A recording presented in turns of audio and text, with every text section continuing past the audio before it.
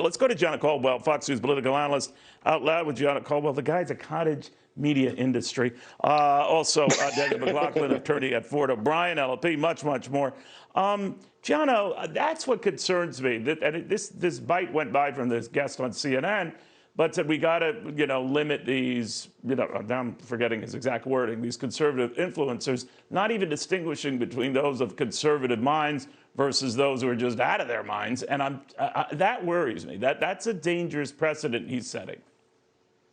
Well, absolutely it is. And that's what they've been doing, lumping us all together. If you have an opinion that differs from the mainstream, we want to block and silence you, is what big tech has been showing. And we've also seen that with mainstream media as well. If you look at the numbers, in 2018, there were over 200 million people on social media. Almost 20% of individuals get their political ideas from social media. So if you can lock down a lot of these influencer accounts, I lost 20,000 followers in the first week they banned President Trump.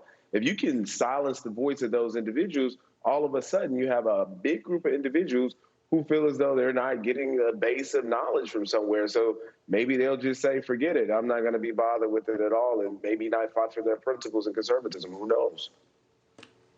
Danielle, what do you think happens after January 20th? Do you think some welcome Donald Trump back, ease up on some of the all conservative commentary? They say that's not what's happening, but they've got to kind of recalibrate here, don't they?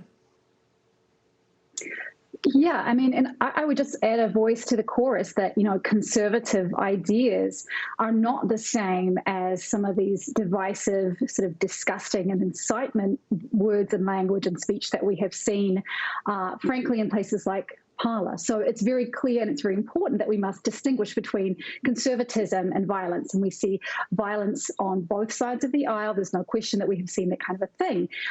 What needs to happen is we need to look and re-examine Section 230 of the Communications Decency Act. So what is happening, and we're seeing some of these platforms try and reel it back, which is frankly why President Trump was deplatformed.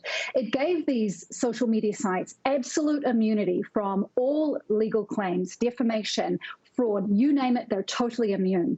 They were tasked with and given the opportunity to moderate the language on those sites. So if there was obscene material, if there was incitement and other dangerous speech, then they were sort of required to at least have a good faith effort at minimizing or getting rid of it. But they aren't liable in any way for some of the very dangerous speech that comes out.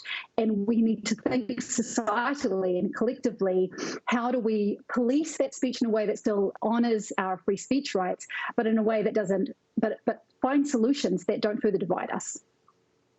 Yeah, because it's dividing us now, and what happens to one side could happen to the other side. Again, you don't want crazy language and ideas put in the heads of people, but you want to find a more mature way to deal with this.